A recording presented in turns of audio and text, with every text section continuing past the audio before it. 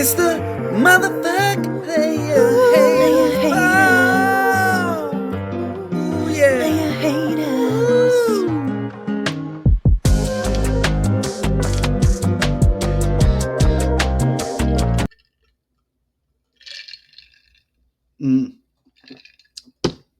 That's nice.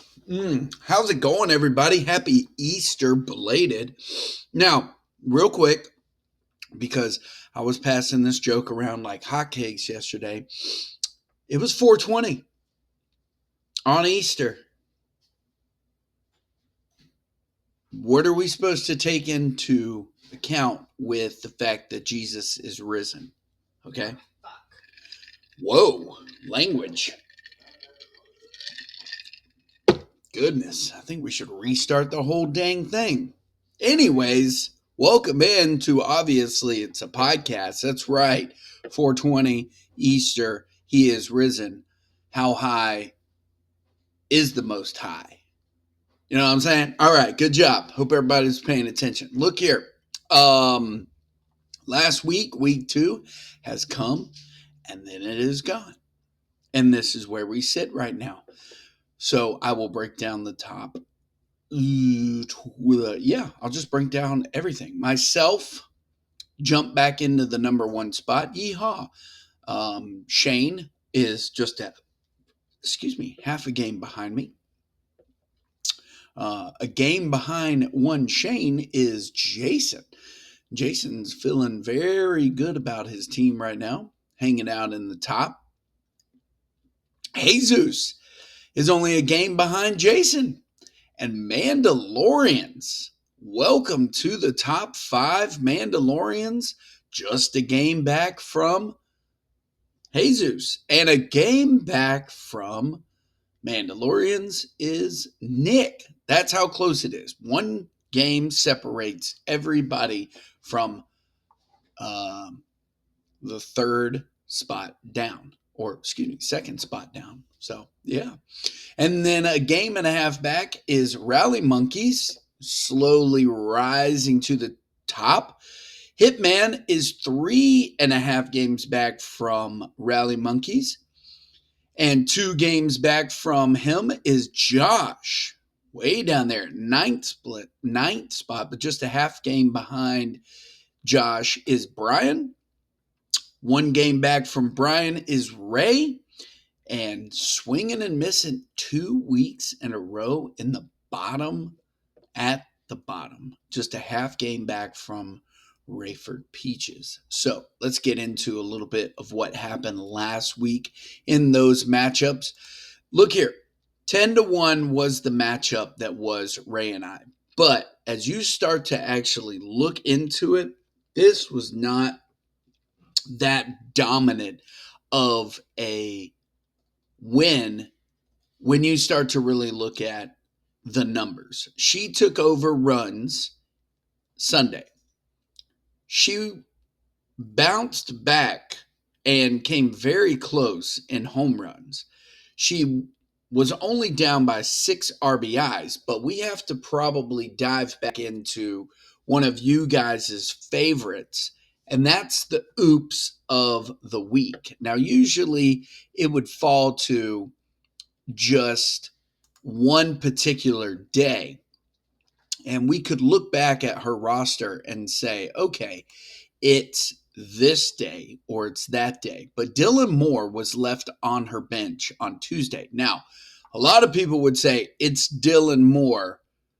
Who the F cares? But he could have contributed versus what Xander Bogaerts contributed that day. This boy plays every single position except catcher. That's really dynamic. And the motherfucker put up 2 home runs, 4 ribbies. So, granted, that's not that close, but when you think of the average and the OBP that he put up, the numbers might have gotten a little bit closer. Now, that was Tuesday. Then you look at Wednesday, she left Dylan Moore again off the bench, and Bryson Stott did not play. 2 more runs and another stolen base. She only was down by 2 stolen bases to end the week. So, yet again, Dylan Moore being left out.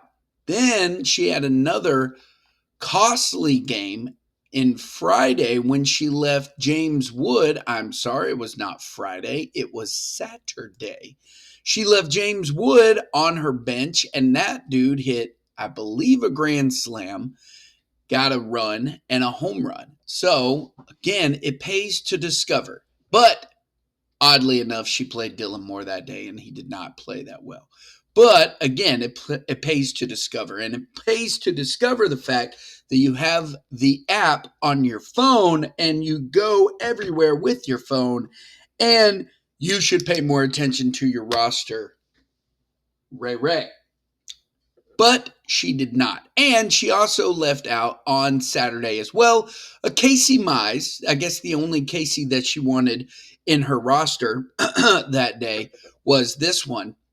But he did give her a win, 3 strikeouts, and a 1.29 ERA and a .71 whip and a quality start, which she would have won that category, and it probably could have helped drastically drop her ERA and her whip.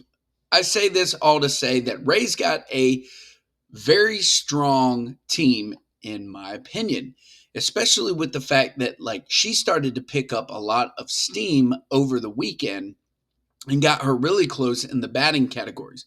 So do not look at the fact that I beat her 10-1.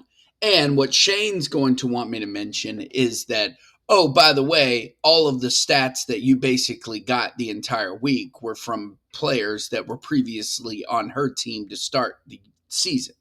Names like, oh, I don't know, O'Neill Cruz, Josh Naylor, and Corbin Carroll. Okay, trades were made to acquire those players. She has Zach Wheeler, 1 win, 13 strikeouts, 2.57 ERA, .71 whip, and a quality start. Okay, so there's that one. And I'm trying to remember the bats that went her way. Ian Happ, 4 runs, a home run, 4 RBIs.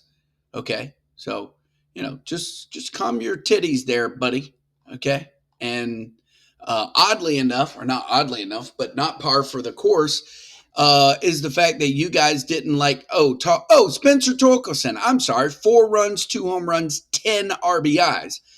Again, you guys didn't, sit there and talk shit and was like, hey, this is not a good trade or whatever. So, guys, kiss my ass. So there you go. Anyways, I hope you enjoy it. But yeah, so we'll move on from that. 10-1 was the victory, boosting me back up to just a half a game up over Shane. Speaking of Shane, the matchup of the week was between Shane and Eric. And I got to tell Eric, I was pulling for you, man, because it just was looking like it was going to be at least, again, another golf term, par for the course. I guess that goes along with the theme that Shane's going to be having for his birthday is golf. But par for the course, it looked like that the number 12 team was going to take down the number 1 team, kind of like last week when Walker did that to me. This was not the case for Eric, though. Eric went limping in to Sunday's matchup, and it looked like things were going to go in his favor when it came down to maybe possibly runs, home runs, and then maybe strikeouts. And it was super close, but also Sunday just beat up on one Eric Croft. He lost him some people.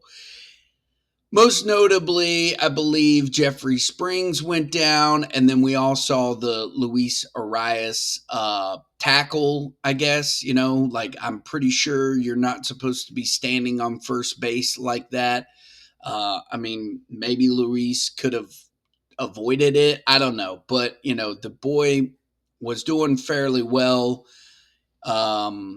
for Eric for the week. But there's no guarantees. He's not really a power guy, but he did give him 2 home runs on the week already. So they're you never know. You never freaking know. But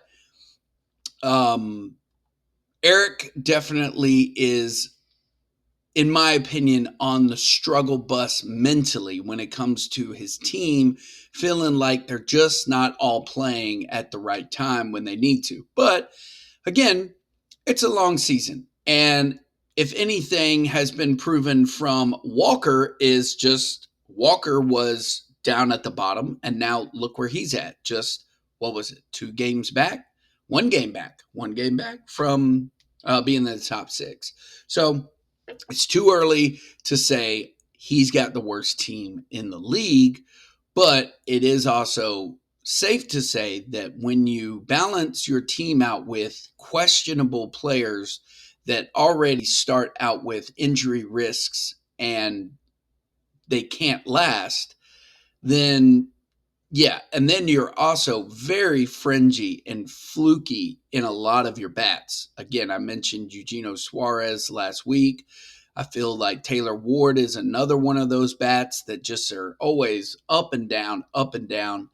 And you never know when Mike Trout's going to go down. Yes, he's got the power. He's not hitting for average right now.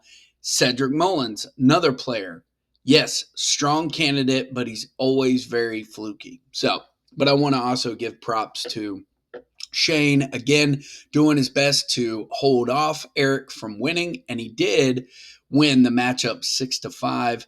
Very close in the runs, very close in the home runs, not so much in the average and OBP, but they tied in wins. Very, not not an ERA that Shane is probably used to or, wants on his, moving forward.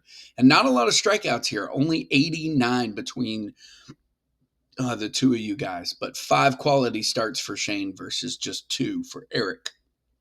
Eric walked away with the save plus holds for sure. But good to see Jacob deGrom bounce back and, strong outing from Max Fried. Braves didn't need him at all. Not at all. Garrett Holmes is the answer when you think about it, or Grant Holmes, whatever. Let's move on to Jesus and Josh. This is a friendly matchup between these two guys, and Jesus dominated in a lot of the categories, especially in the hitting. 42 runs, 12 home runs, 38 RBIs, so very close there, close in the stolen bases, but just really is leaning towards Josh this second go around, like what will his team look like versus what his team looked like this week. We've also, we've already seen that Aaron Judge is, a strong candidate to be most valuable player again, but he just didn't put up big numbers. 462 batting average, not bad. We know what Jarren Duran is as well. What will Marcell Ozuna be? Mark Vientos has had a slow start, and Matt Olson has as well, but he finally woke up. But in the other, you got Bryce Harper, Mookie Betts, Tommy Edman, Kyle Schwarber, Brent Rooker, and Lawrence Butler, just to name a few. It's like, look, this, again, Jesus has a very strong batting roster, and Will Smith is his catcher. Bryce Harper woke up, basically putting up the most numbers. And I think when the weather starts to get a little bit warmer and Brent Rooker starts really figuring, it out, because he had a great week last week, that Lawrence Butler and Brent Rooker is just going to be crazy, especially when they play at home in that, T-ball park. So I was very surprised by what Jesus did earlier on in the week. Why would, I get that Geraldo Perdomo is putting up some pretty good numbers, and it's kind of head scratching. But when you think about what Bo Bichette is and what he has done throughout his career, granted, I understand he doesn't have a home run right now, but the boy is still batting .313. Is batting average and OBP not a category?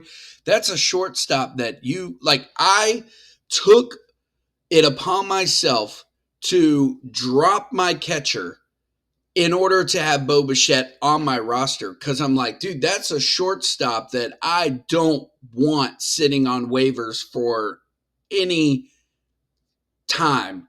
I wanted to grab him up. If I could probably have thought of one other player in our league, and that being Walker, that was probably like, ooh, let me get him. Because Bo Bichette is him. And it's like he could easily be a top 5 shortstop in our league. And I'm pretty sure he was drafted as such. But this Geraldo Perdomo, this dude is not what he is typically like. He's just not what you're thinking. I mean, 246 batting average in 2023, had 6 home runs, 47 RBIs, 16 stolen bases. Last year, he had 3 home runs, 37 ribbies, 273. Now, granted, I think he was injured a little bit, but it just, he's already matched what he hit home run wise now. And I don't know. I mean, when Ketel Marte comes back, which, all signs are pointing towards Ketel coming back rather quicker than what the team and he thought, I just don't know how much playing time he's going to actually put in there. And he's probably just going to falter. I don't know. This was a good matchup between Nick and Jason, tied up 5-5. This was,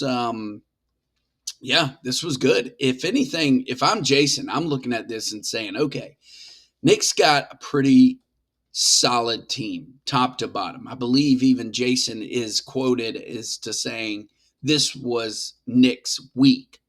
And it ended up being a tie between the both of them.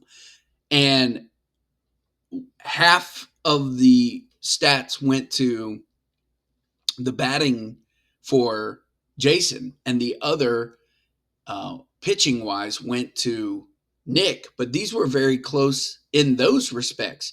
69 to 67 in the strikeouts. Both these guys got the same number of wins and quality starts with 4. The whip was a little bit higher for Jason, but again, this was very good to see that Jason is able to go, I guess, toe to toe with one of the teams that we always have kind of regarded in the past few seasons, especially with the fact that, he's a 2-time back-to-back champion. But again, the batting stats, 27 to 26, 1 home run and 1 RBI separates the difference. Again, 1 home run, 1 RBI. And it was that home run and home run and run that made the difference for these, for the matchup here. So, again, this was a solid matchup for Jason to at least, tie, and it kept him in, the top 3 for sure. But again, when I look at Nick's team, man, he's got some talent. From Isaac Paredes, when Yanir Diaz starts picking it up, Manny Machado, Ozzie Albies, Francisco Lindor, Kyle Tucker is stupid this year. Luis Roberts is eventually probably going to get traded. That might be why his numbers are kind of down. Teoscar Hernandez, this junior Caminero.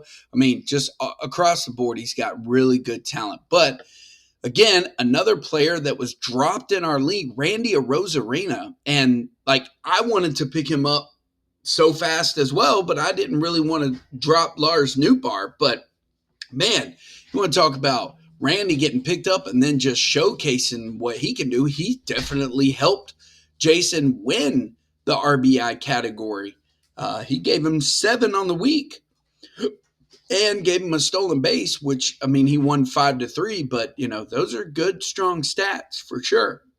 So, again, just a good matchup between these two guys, and probably one that Jason will look back on and say, I'm really glad that I tied him because, in a tiebreaker situation, that number might come back to help more than haunt. Another matchup that we want to talk about, and that's Walker playing Sean.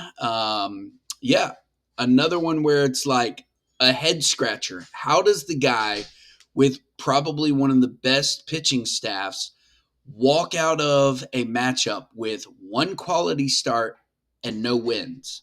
And you look at his roster and you're like, all right, Spencer Strider playing for the Braves didn't get a win. And Spencer didn't look like himself. I don't know if you've listened to the dialogue. His fastball is down several miles per hour. That's something to monitor there. Garrett Crochet, pitching for Boston, didn't get the win, did have a good matchup. And then you think of, okay, Dylan Cease, pitching for the Padres, couldn't get you a win. Joe Ryan had a shitty day yesterday against the Bravos. Thank you. That's 3 in a row. We call that a winning streak. Yes, let's go. And Logan Gilbert, it's like, dude, like you've got one of the best pitching staffs, and yet you can't even get a freaking win. But whatever. I mean, it is what it is. And then, on the flip side, Sean, he's got a very good, pitching staff. Just some people just not finding their way right now. Chris Sale is struggling a little bit. Michael King can't seem to get one. He gets one from Chris Bassett. Chris Bassett, wow, he's completely, made a few people wish that they would have drafted him for sure. Nick Pivetta, and then Reese Olson shouldn't have dropped his ass, and Bailey Ober.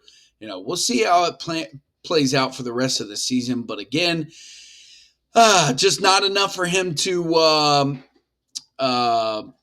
him being Sean to beat that which is Chris, because he did beat him by 5 strikeouts. Yeah, 5 strikeouts, very close in the ERA, very close in the whip. But Sean was the only thing that Sean, like, it feels like week to week that he has going for him is, my God, you've got some speed on your team, my guy. And when you have Elly De La Cruz leading that camp, and then Matt McClain, I believe, also likes to steal some bags. But Hitman really close in the runs, but they tied there, hit home runs again, RBIs. It was a close matchup. And I can tell you that Walker is that's what he's going to live off of. He's going to live off of those close matchups where his bats just do enough. And it's now 2 weeks in a row where they've done enough to where they get the win.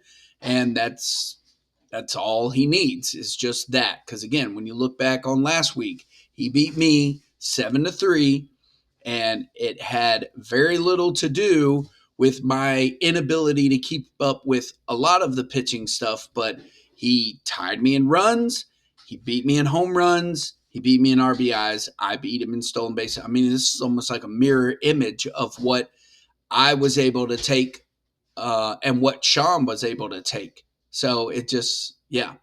Mm-hmm. So anyways, that was week 2. We've already discussed that. We've just discussed week 3. Last matchup, Mandalorians shuts out Brian. So Brian is probably chomping at the bit and will put up big numbers this week against yours truly. Mandalorians 13 runs to 29, so just by 1, but 39 RBI to 20 RBI. So he dominated there. Probably because of the long ball. 15 home runs hit by Mandalorians. They tied in stolen bases, so he's got power and speed on there.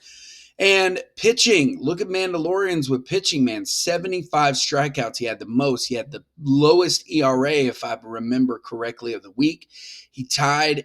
They both tied, though, in wins and quality starts. But let's look at Mandalorian's team real quick here. Who he has is putting up these long balls. Matt Chapman, Stephen Kwan, really, and Cal Raleigh, and Fernando Tatis. Fernando Tatis is back. Let's just call it what it is. He's back. But on the flip side, Brian does not have a bad roster at all. Bryce Terang is off to a fast start, and I say fast because of all the stolen bases. Brian got 6 stolen bases last week. Bryce Terang is responsible for 5 of them, okay? Michael Harris, when he wakes the fuck up, he will look good. Same with Riley Green. Gunnar Henderson, he has awoken now. 2 home runs, got 5 runs, 3 RBIs. Alex Bregman had a day, and that was another oops. I believe Alex Bregman was on Brian's bench last week when Alex Bregman went 5 for 5. Oopsie daisy. Freddie Freeman's there. Nico Horner's there. Nico likes to steal some bags. So this is a good roster. And he's got Carson Kelly just to back up JT Realmuto. I mean, okay, but whatever. It is what it is. Down there in the pitching, I mean, he's got Mackenzie Gore. Manuel Clase is struggling mightily, and I love to see it. I'm all about it, especially this week. Corbin Burns, not doing so hot, but did have a little bit of a bounce back week. And then Bryce Miller, Imanaga, those are the guys on his team. And then you look at Eduardo Rodriguez on the flip side, Cole Reagans, Yusei Kikuchi. Again, both of these guys got the struggling relief pitchers, but he does have Tariq Skubal and Tyler Mahle. Man, you want to talk about somebody that we all wish we would have picked up off of waiver wires. Scott snagged that boy up. So, look, again, I've said it week after week. These are really good matchups that, like, we have to take into consideration. There is nobody to roll over at all. Speaking of rolling over, we roll over into week 4. Here we go. These are your matchups as they are. Myself will face off against the aforementioned Brian and Agents of Chaos. Trippin' Billies will face off against Nick. Benchwarmers will face off against Mandalorians. Hitman will face off against Swingin' and Missin'. And Eric Ray plays Rally Monkeys, the battles of the R teams. And the Tortured Baseball Department will face off against Jesus. Ooh, we got some good matchups here, 2 of which that are teams in the top 6. So I guess we got to match up those 2. Trippin' Billies and Nick Mikasa Sukasis. Let's give you guys half of the matchups to watch this week. And Jason versus Jesus, the Tortured Baseball Department versus the Troubleshooters. These are going to be good, but there's going to be another one that I just am going to be watching, and that is, will this be the bounce back week for Eric? Will he be able to get the much needed win to get himself out of 12th place? I don't really have anything else to discuss, which is good because I'm already approaching the 27th minute mark. Look, we've all been doing this, but I mean, we are facing a crazy dilemma of teams having to roster guys that are injured in your bench spots because we have run out of IL spots. I don't know why it is frowned upon to have an addition. I'm going to stand on my soapbox and preach that we at least need one more. I mean, give me a good reason why, and then I'll shut up. But I'm pretty sure you're not going to be able to. So, anyways, best of luck to everybody this week. I hope you all had a good Easter. I'm trying to think. Like, this is when my brain just starts to say, wait, is there something else you wanted to cover? This is just a little, like, side note. But I feel like I might have cracked the code here when it comes to stats that are not good on Sundays. Here's my theory, okay? When I was in law enforcement, more notably in Bradford County, every 3 months we would switch from days to nights. Totally threw off our entire sleep schedule for the first month. It was you were in a fog almost. Report writing was shit. Just how you respond. It's still to this day going on at that agency. And it's still to this day is one of the dumbest fucking ways, in my opinion, that you run a law enforcement agency. There have been multiple studies that show that if you do this to yourself, you're damning yourself. You're hurting yourself physically, mentally, all across the board. Look it up. I say this in terms of baseball and how this applies to us. They have so many games throughout the week that are happening at night. And then on Sunday, they switch up their entire physical schedule to play an early afternoon baseball game and leave one for in the evening. I find that this is the reason why we see so many stats across the board from our players not there. So our Sunday matchups, if you have ridden just the level in which you have had, and then Sunday comes along, you end up being defeated almost, if you will, because your players have hit hard and done everything that they're supposed to do. And then when Sunday happens, they're broken, they're done. And then you might get some other stats from other teams that have been on a different schedule or at home on Sunday. That's just my theory. Think about it. I'm interested in your comments. I've got 7, 6, 5. Y'all have a good day. Take it easy. Bye-bye. Ooh. It's the motherfucking player.